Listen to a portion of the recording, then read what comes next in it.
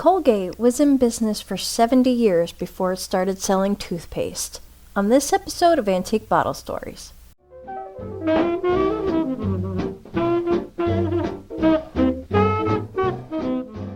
William Colgate was born in England in 1783.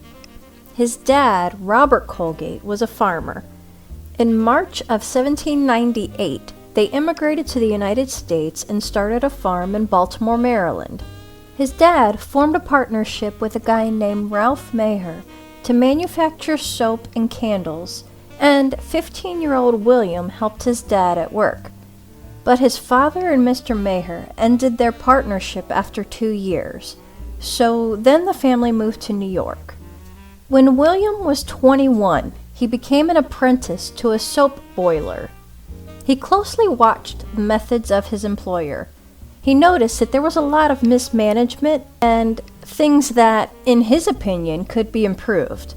So at the end of his apprenticeship, he had enough knowledge to know what would make this line of work successful.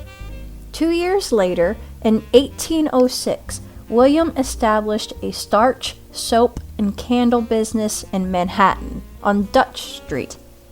I was trying to figure out what starch was used for during this time and was interested to learn that starch businesses were very important and popped up all over the place in 1800s. Wheat starch, potato starch, corn starch, and rice starch were all being manufactured for laundry purposes, textile businesses, as well as printing and paper industries. It was used in laundry much the same way it's used today, and as far as use in the printing and paper industry, it would help documents be more sturdy as well as resist ink penetration. According to this article, Colgate switched from producing wheat starch to producing corn starch in 1842. Now, soap in those times was nothing like we're picturing today. They made it from animal fat, wood ashes, and water. It was a very long, exhausting process, making lye from scratch, and just a very, very long process. So when a family was making soap for the household, it was made in huge batches so that you didn't have to do it but once or twice a year. So having a soap shop down the road would have been wonderful. In 1817, the very first Colgate advertisement appears in a New York newspaper. By the time William Colgate is 53 in 1820, he started a starch factory in Jersey City. The building was demolished in 1988, but the Colgate clock was salvaged and it still sits on the Hudson River. William became one of the most prosperous men in New York City. He was very knowledgeable and he shared his knowledge with others, becoming a well-respected member of the community. William Colgate donated generously to Hamilton Literary and Theological Institution, which was a private school, which was actually named Baptist Education Society of the State of New York when it was established in 1819. It changed names a few more times to Madison University and then Theological Seminary. William Colgate died March 1857. After his death, Colgate's sons kept the sizable contributions going, and it was eventually renamed Colgate University in 1890. Here's what it looks like today.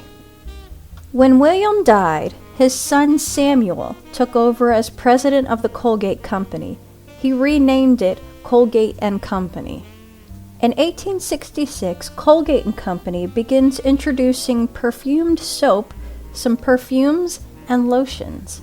So now their products were actually starting to smell nice.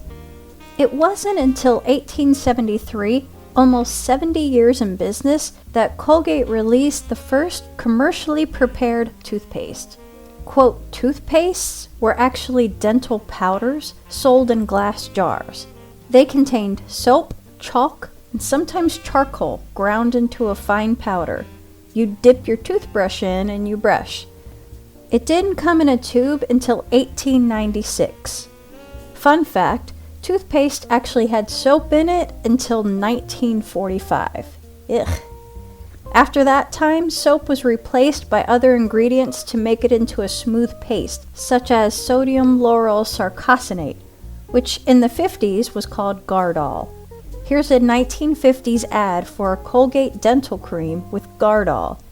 They called it dental cream before it was called toothpaste. Fluoride wasn't put into toothpaste until 1968. And here's a 1950s commercial.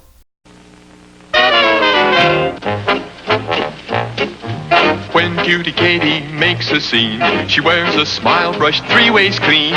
Cleaner breath, cleaner taste, cleaner teeth, 3 ways clean is Colgate Clean.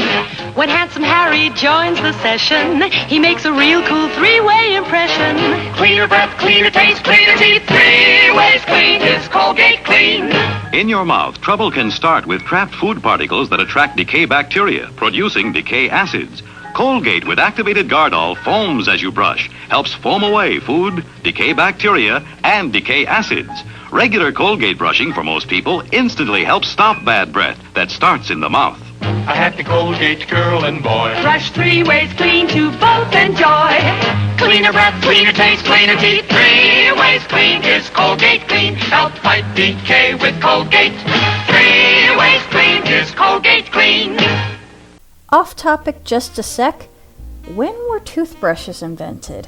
The answer is about 1498, but a more modern toothbrush, like we would think, was made in England at the end of the 1700s.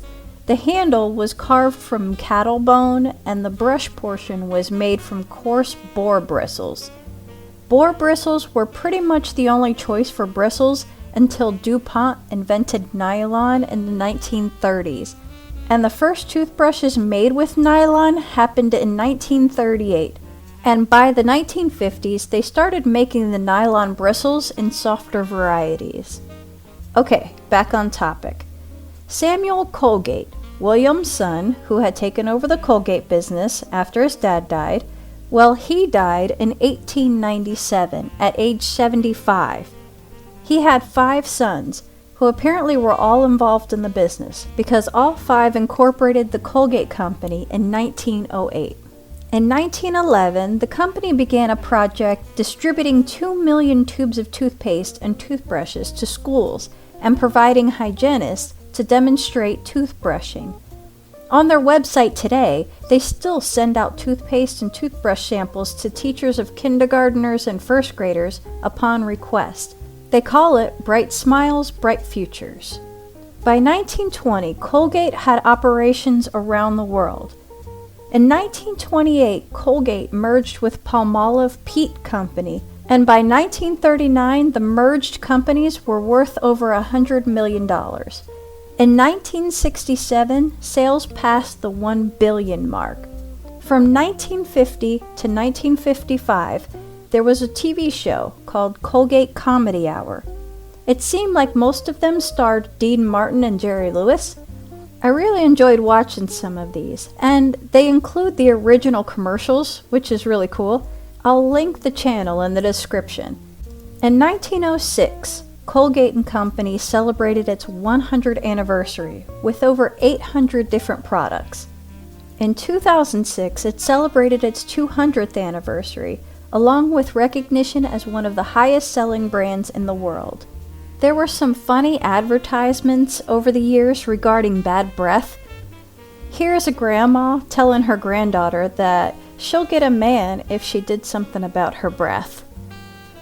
This one is a guy telling his pig about his girlfriend being snooty to him, and after his girlfriend tells him to see the dentist about his breath, all is good again.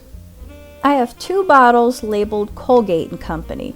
From the early 1900s, I say no later than 1920. I believe they're both perfume bottles. This one looks like this cologne bottle. It would have had a cork stopper. It's blown in the mold, has nice air bubbles, and a tooled top. The other one I have, it looks a lot like this Cashmere Bouquet perfume bottle, and it would have also had a stopper. I'm not sure if it's blown. It could be machine made. But they were both dug out of the ground. And that's all I have for today. These stories are fun, aren't they? I'll see you next time. Thanks for watching.